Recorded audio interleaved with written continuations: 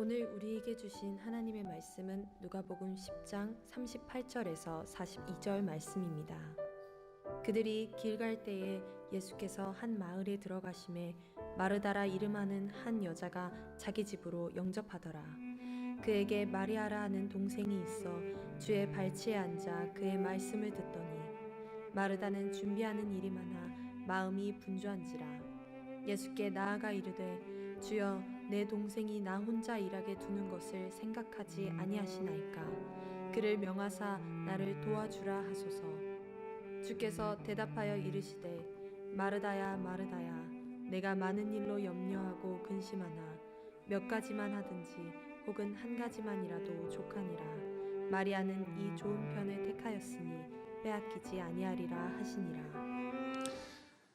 네, 저희가 이제 사역을 하다 보면요, 차를 타고 이동을 할 때가 정말로 많습니다.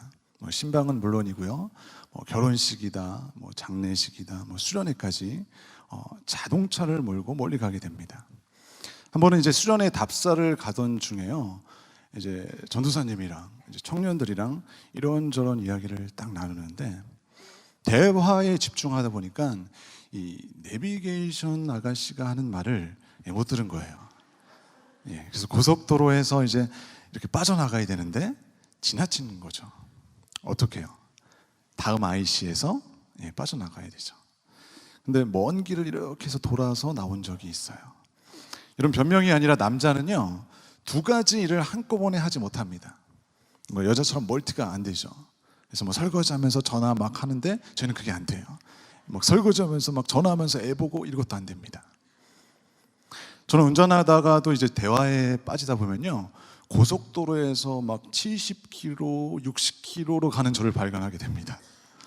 네, 깜짝 놀라서 정신 차리죠. 그래서 운전하면 운전만 집중하는 게 남자라는 거예요. 여성분들 이제 차 타고 남자가 말을 안 한다고 뭐라 하지 마십시오. 두 개가 안 돼서 그래요. 어쨌든 여러분, 이렇게 실수할 때 보통 이제 사랑의 공동체는, 교회는 운전자를 격려해 줘야 되죠. 그런데 옆에 있던 한 청년이 전도사였나요? 전도사님이셨나? 자기는 이제껏 한 번도 길을 헤맨 적이 없다고. 그래서 한 방에 내가 목적지를 안 가본 적이 없다고 얘기하는 거예요. 이게 뭐죠? 결론적으로 네가 딴 생각하니라고 길을 놓쳤다고 저를 지금 둘러서 정죄하는 거예요. 전문 용어로 제가 막 이거 했다라는 거죠. 이런 우리가 표지판이 길을 가리키고 있더라도 또는 아주 익숙한 길을 가더라도 내비게이션 자매가 어떤 이야기를 해도 귀에 들려지는 게 다 들려지는 건 아니라는 것입니다. 뭐예요? 바로 집중의 문제입니다. 여러분, 무엇에 집중하는가? 내가 운전하는 것보다 전도사님과 청년들과 이야기하는 게 더 좋았던 거죠. 뭐에 집중한 거예요? 사람에 집중한 거예요. 이야기에 집중했던 겁니다. 여러분, 이게요, 우리가 이야기하는 친밀함의 기본입니다. 하나님 앞에 예배드리는 자리는 친밀한 자리라고 합니다. 하나님과 친밀하다라는 것이죠. 친밀하다라는 사전적 의미를 찾아보면요, 지내는 사이가 아주 가깝고 아주 가까운 걸, 매우 친하고 가까운 걸 이야기합니다. 가깝다, 허물이 없다, 절친하다, 아주 밀접하다라는 의미입니다. 영어로 보니까요, close예요. 붙어 있다라는 것이죠. 여러분, 어떤 사람과 붙어 있습니까?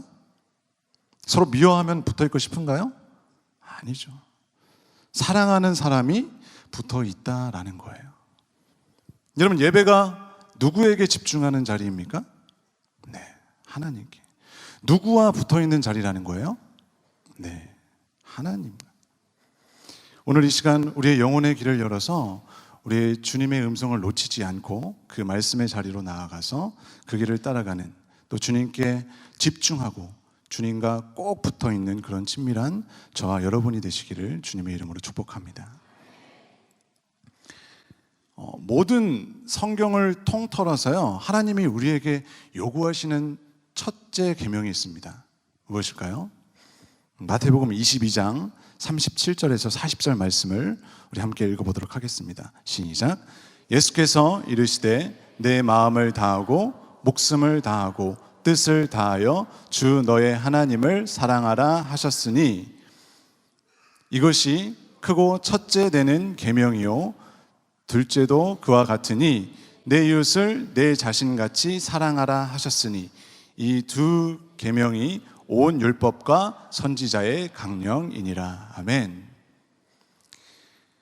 하나님이 우리를 연인으로 삼아서 완전한 사랑을 보이셨듯이 하나님이 우리에게 요구하시는 것은요, 우리가 하나님을 연인 삼아서 아주 깊은 친밀한 가운데서 사랑하며 살기를 원하신다라는 거예요. 그런 의미에서 예배의 핵심은요, 하나님과의 친밀함입니다. 우리가 이제 더 자리 예배를 주제로 하는 시간, 첫 시간에서 이야기했듯이 예배는 하나님과의 만남이라고 했어요. 그 만남에 대한 반응이고 또 친밀한 사귐이라는 것입니다. 다시 말해서 예배는 하나님과의 친밀함 안에 거하는 우리의 가장 기본적이고 1차적인 반응이라는 것입니다. 여러분, 예수님께서 부활 승천하시기 전에요, 제자들에게 뭐라고 말씀하세요? 뭐라고 하셨죠? 온 열방과 민족을 향해 복음을 들고 나가라고 말씀하시죠. 명령하시죠. 그런데 이런 주님의 명령을 이루기 위해서는요, 반드시 우선되어져야 하는, 우선적으로 선행되어야 할 것이 있다는 거예요. 여러분, 그것이 뭐냐면 첫째 되는 계명을 지키는 거예요. 뭐라 그럽니까? 마음을 다하고 목숨을 다하고 뜻을 다하여 하나님을 사랑하는 거예요. 우리가 모든 열방과 민족 가운데 복음을 전하고 모든 족속으로 제자 삼는 일은요, 주님이 우리에게 부탁하신 지상 최대의 과제이고요, 반드시 감당해야 할 사명은 틀림없어요. 그러나 이것은 2차적인 것이고요, 1차적인 것은 하나님과의 친밀한 관계 안에서 그분을 전인격적으로 사랑하는 거라는 것입니다. 오늘 우리가 읽은 본문에서는요, 이 우선순위가 제대로 되지 않아서, 이해되지 않아서, 지켜지지 않아서 이런 피곤함과 불평 가운데 빠진 한 사람을 소개하고 있습니다.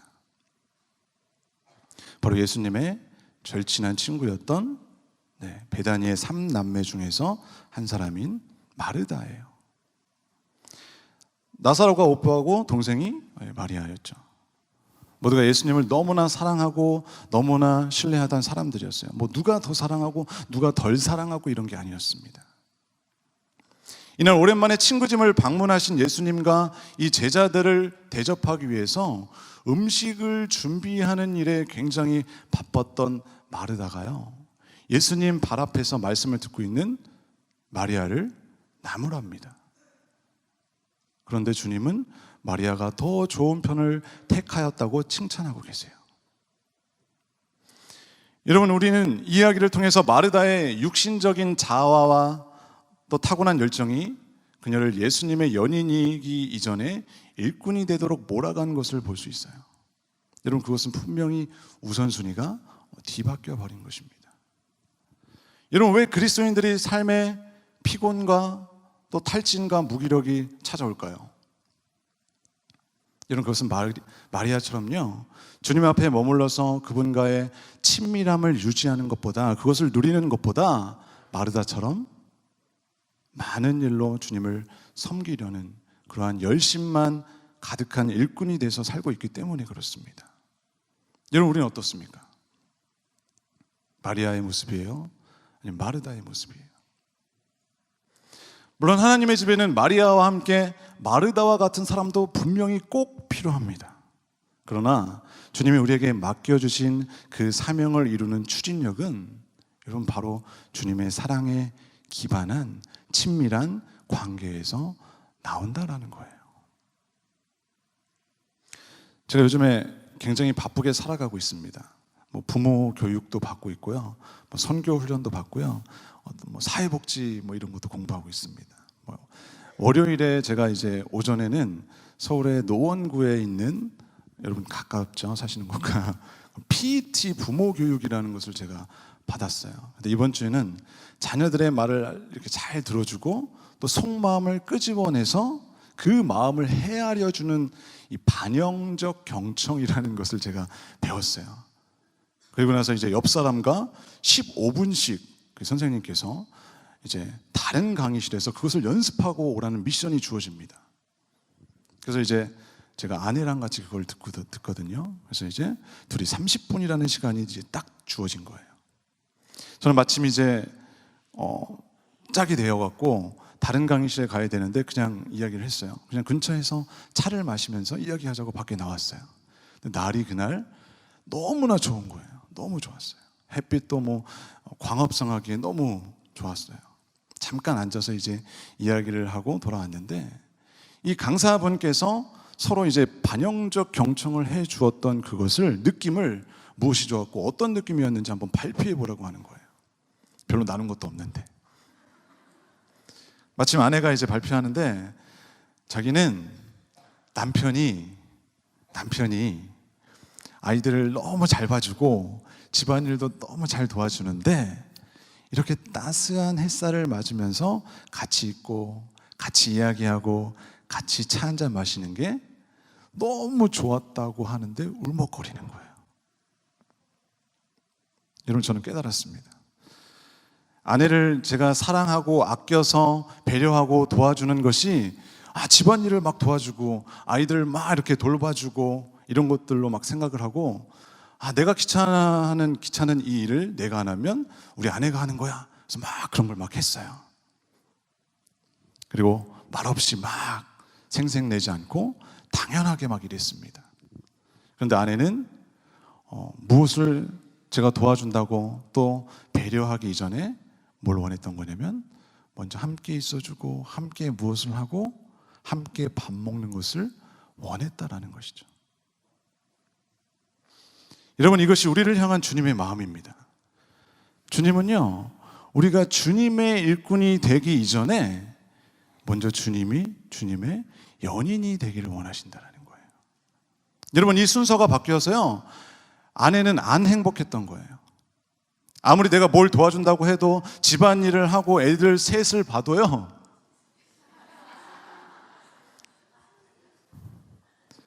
여러분, 하나님의 사역도요, 주님과 함께 동행함을 통해서 이루어져야 하는 결과임을 믿으시기 바랍니다. 이 순서가 바뀔 때 일어나는 현상이요, 바로 탈진이에요. 안 행복한 거예요. 번아웃이 됩니다. 사도 바울은 고린도후서 5장 14절에요, 그리스도의 사랑이 우리를 강건하신다라고 고백했습니다.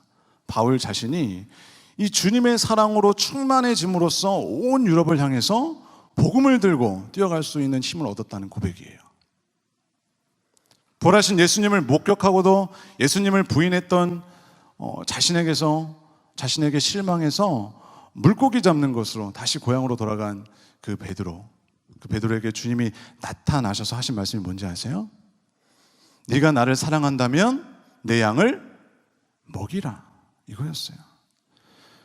주님은 우리에게 사명을 맡기시기 전에 먼저 사랑의 관계를 확인시켜 주시고 또 회복시켜 주신다라는 것입니다.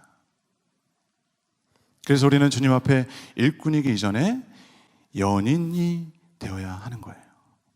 사명자가 되기 이전에 여러분 예배자가 되어야 한다는 것입니다. 군사이기 전에 그리스도의 신부가 되어야 하는 줄 믿습니다. 여러분, 그러면 하나님의 연인으로 그 친밀한 사랑 가운데 사는 사람들에게요, 복이 주어지는데 어떤 복이 주어질까요? 결론부터 말씀드리면요, 우리가 주님의 그 사랑의 은혜를 깨닫고 마음과 뜻과 성품을 다해서 하나님만 사랑하기로 결단한다면, 여러분, 주님과의 친밀함 안에 늘 거하여 살아간다면 우리의 영원한 연인이신 전능하신 하나님이 우리의 모든 것을 책임져 주신다는 것입니다. 여러분, 이 사실을 가장 잘 알았던 다윗은요, 시편을 통해서 하나님과의 친밀함을 통해서 누릴 수 있는 복에 대해서 간증합니다. 우리 성령께서 알려주시는 이 비밀들을 우리가 듣고 또 주님과 친밀함으로 얻는 그 복을 얻는 저와 여러분이 되시기를 주님의 이름으로 축복합니다. 시편 25편 12절 함께 읽어보겠습니다. 시작. 여호와를 경외하는 자 누구냐? 그가 택할 길을 그에게 가르치시리로다. 아멘. 말씀을 보면요, 여호와를 경외하는 자 누구냐?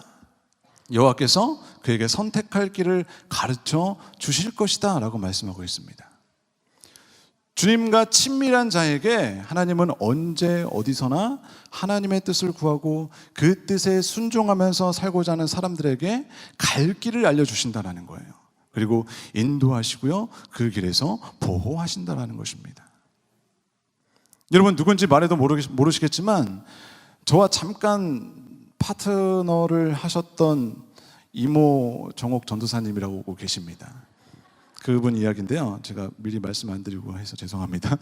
운전면허를 이분이 아주 오래전에 따놓으셨는데요, 장롱면허래요. 그래서 1년 전쯤에 이제 도로 연수를 이제 다 받으시고 운전을 막 하려고 하시는데 그만 사고가 난 거예요. 초보 운전이시니까 이제 천천히 이제 막 교차로로 막 들어가고 있는데 갑자기 신호가 주황색으로 딱 바뀐 거예요. 여러분, 주황색이면 뭐예요? 빨리 지나가라가 아닙니다. 이제 곧 빨간불이니까 멈추라는 거예요. 그래서 전도사님이시잖아요. 얼마나 정직하세요. 딱 멈춘 거예요. 갑자기 느닷없이 문득 딱 멈추신 거예요. 어떻게 됐을까요? 뒤에 오던 차가요, 전도사님 차가 급정거하는 바람에 전도사님 잘못한 거 없으시지만 뒷차가 사고가 난 거예요. 그대로 아직도 전사님은 기사님이 딸린 자가용을 타고 사모님처럼 다니십니다. 여러분, 길에 이제 신호등이나 이정표가요, 때로는 우리에게 아주 귀찮게 여겨질 때가 있습니다. 때로는 멈춰서야 하고요, 때로는 가야 하고요, 때로는 돌아갈 것을 표시하는 신호등은요, 여러분, 누구를 위한 것이냐라는 거죠. 누구를 위한 거예요? 운전자를 위한 것이죠. 신호등을 지켜야 하는 교통법규나 이정표가 여러분 결국은 길을 가는 사람들을 위해서 존재하는 것과 마찬가지로 우리에게 주어진 주님의 법, 은혜와 사랑의 율법인 성경 말씀은 여러분 우리의 인생 여정에서 후회 없는 길을 가도록 가르쳐 주시는, 지시해 주는 나침반이고요, 신호등인 줄 믿습니다. 그래서 성경은 이렇게 말씀해요. 우리 함께 읽어보겠습니다. 시편 119편 105절 시작. 주의 말씀은 내 발의 등이요 내 길의 빛이니이다. 아멘. 여러분, 또 주님과 친밀함으로써 얻는 복은요, 또한 우리 영혼에 주시는 참된 평안과 인생에서의 참된 승리를 알게 해준다라는 것입니다. 그게 복이에요. 시편 25편 13절 같이 읽어보겠습니다. 시작. 영혼은 평안히 살고 그의 자손은 땅을 상속하리로다. 아멘. 하나님을 경외하는 그의 영혼은 평안히 살고 그의 자손은 이 땅을 유산으로 얻을 것이다 라는 말씀이에요. 이방 땅에서 하나님과의 친밀함 안에 깊이 거하면서 아주 모범적인 승리의 삶을 산 사람이 있습니다. 바로 다니엘이에요. 여러분 잘 아시다시피 다니엘은요, 이방 나라에 잡혀가서 포로였음에도 불구하고 하나님을 향한 그의 믿음과 경건이 조금 더 꺾이지 않고 살았던 사람입니다. 다니엘 1장에 보면요, 우상 앞에 바쳐졌던 음식이 있어요. 왕의 진미를 거절했어요. 그러면서 이제 영적인 지조를 지켰고요, 또 이에 하나님으로부터 이상과 몽절을 깨닫는 지혜를 선물로 받습니다. 또 위기를 만나면 어떻게 했나요? 기도했어요. 그럼 평상시엔 안 했나요? 전에 하던 대로 하루에 3번씩 무릎 꿇고 기도해서 하나님께 감사했습니다. 다니엘의 경건은요, 날마다 지속적으로 하나님 앞에 나아가서 그분과 함께 친밀하게 교제하는 거였어요. 여러분, 이게 뭐예요? 예배예요. 이런 하나님과의 친밀함이 여러분, 그가 사자굴에 들어가는 그 상황에서도 어떻게 됐어요? 그의 영혼에 아주 놀라운 평안을 주었다라는 것입니다. 결국은 하나님의 천사를 보내셔서 사자의 입을 봉해버리는 승리의 역사가 주어지게 됩니다. 여러분, 이 말씀을 통해서 우리도요, 평상시에 지속적으로 하나님과의 친밀함 안에 거하는 것이 인생의 승리의 비결임을 깨닫게 되시기를 주님의 이름으로 축복합니다. 마지막으로 주님과 친밀함으로 얻는 복은요, 주께서 우리를 인생의 위기에서 건져 주신다라는 겁니다. 우리 시편 25편 15절 함께 읽어보겠습니다. 시작. 내 눈이 항상 여호와를 바라봄은 내 발을 그물에서 벗어나게 하실 것이미로다. 아멘. 내 눈이 항상 여호와를 바라보는 것은 그분이 내 발을 덫에서 빼내실 것이기 때문입니다. 이렇게 다윗이 고백하고 있는 거예요. 여러분, 이 말씀은요, 우리의 인생의 위기에서 벗어나는 비결이 세상적인 방법에 있지 않고 오직 하나님을 바라보고 기대하는 것에 있다는 말씀이에요. 하나님께 마음과 삶의 시선을 두고 사는 인생이 세상의 유혹, 시험, 어둠의 권세를 이길 수 있다는 것입니다. 여러분, 애굽의 노예로 팔려간 요셉이요, 보디발의 아내의 유혹을 이길 수 있었던 것은요, 그가 항상 하나님을 의식하고 하나님의 시선을 의식하고 살았기 때문입니다. 우리의 마음을 죄악의 권세로부터 자유롭게 하는 길은요, 하나님을 즐거워하는 거예요. 여러분, 이 거룩함은 이를 막 악물고 죄에 맞서서 싸우기로 결정한다고 생기는 것이 아니라는 것입니다. 우리가 하나님을 향한 거룩한 애정에 이끌릴 때 이 죄의 권세에 맞서 싸울 능력도 얻게 되어진다는 거예요. 이런 말씀을 마칩니다. 우리 그리스도인들은요, 신랑 되신 그리스도의 신부입니다. 우리가 주님과의 친밀함 안에 항상 거하게 될 때, 여러분, 사단은 우리를 두려워하고요, 가장 위협적인 존재로 바라보게 될 것입니다. 이 사랑에 기초한 주님과의 깊은 연합, 이 친밀함은요, 하나님의 근육을 움직이는 원동력이고요, 천국 발전소의 스위치를 누르는 그런 시간이 될 줄 믿습니다. 다니엘처럼 지속적으로 기도하면서 하나님과 깊은 대화를 나누시기 바랍니다.